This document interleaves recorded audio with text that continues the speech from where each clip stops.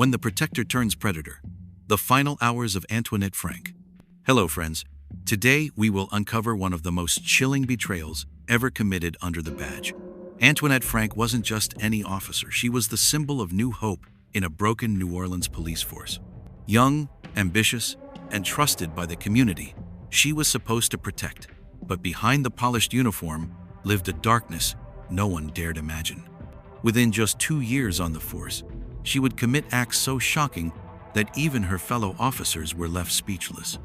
And when the truth came out, it wasn't just about the lives she took. It was about how deeply the system had failed to stop her. As we step into her final hours on Louisiana's death row, her story forces us to confront a haunting question. When evil hides behind the badge, can justice ever come soon enough? Stay with me, because this case is unlike anything you've heard before. Dear friends, as the clock ticks down on the final hours of Antoinette Frank's life inside the Louisiana Correctional Institute for Women, her story still echoes far beyond the prison walls. To understand the weight of her last day, we must go back to where it all began, when New Orleans was desperate for officers, and the city pinned its hopes on a young woman who seemed to represent the future. In 1993, Frank joined the force despite warnings from psychiatrists who flagged her as unstable. She slipped through the cracks of a broken system, quickly donning the uniform and earning public praise. On the surface, she was celebrated as a role model, but behind closed doors, she was unraveling. Her behavior in the field was erratic, her relationships troubling, and her sense of duty was compromised. Soon, whispers began to circulate among fellow officers. This was someone who should never have been given a badge. By 1994, those whispers became louder. Frank was already involved with a young man named Rogers Lacaze, a figure tied to the streets and crime. Their connection blurred the line between law enforcement and law-breaking. She brought him into police spaces, introduced him as family, even let him wear pieces of her uniform. It was a dangerous entanglement that exposed just how fragile the department's oversight had become. And as the months passed, their partnership drifted into darker territory.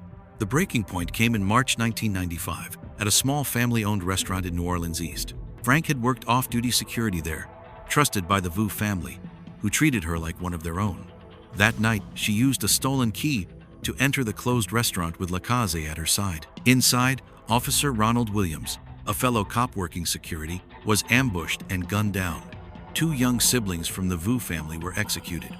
Only 2 witnesses survived, hiding in terror as the chaos unfolded. And when Frank returned minutes later in full police uniform, pretending to be a responder, it was those very witnesses who pointed to her as the one responsible. The betrayal was complete. Her arrest stunned the city. A uniform meant to inspire trust had been used as a disguise for destruction. Frank's trial later that year was swift. Witness testimony, forensic evidence, and her own actions left no room for doubt. The jury deliberated for just 22 minutes before finding her guilty. Within a day, she was sentenced to die by lethal injection. From that moment forward, Antoinette Frank became the only woman on Louisiana's death row. Behind bars, she was no longer the young officer with a polished smile.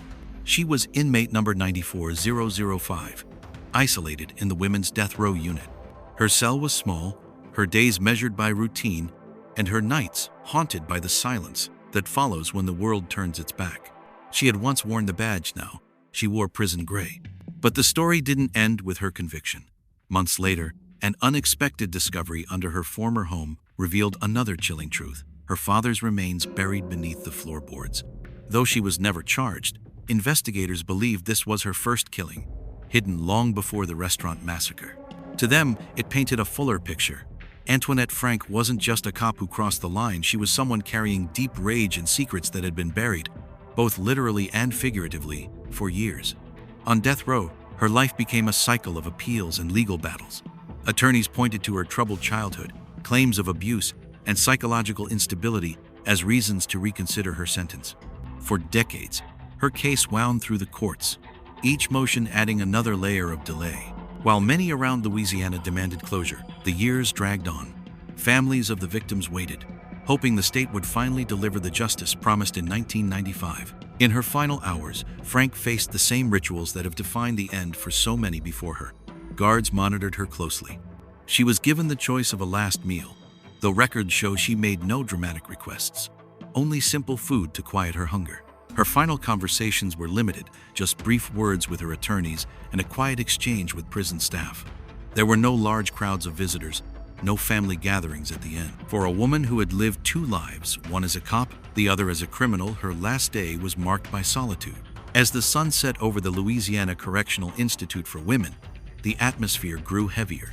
Outside, protesters and reporters gathered, some demanding the execution proceed, others calling for mercy based on her past trauma. Inside, Frank prepared for the final walk. The long corridor to the execution chamber, often called the last mile, is lined with silence, broken only by the footsteps of guards. For each inmate, it is a passage where time slows, where every second feels magnified. When asked for her final words, Frank spoke softly. She did not offer dramatic confessions or angry denials.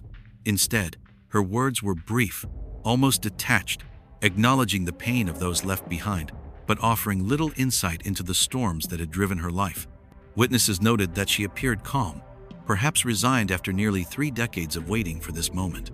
The chamber itself was sterile, clinical, its machinery designed for one purpose.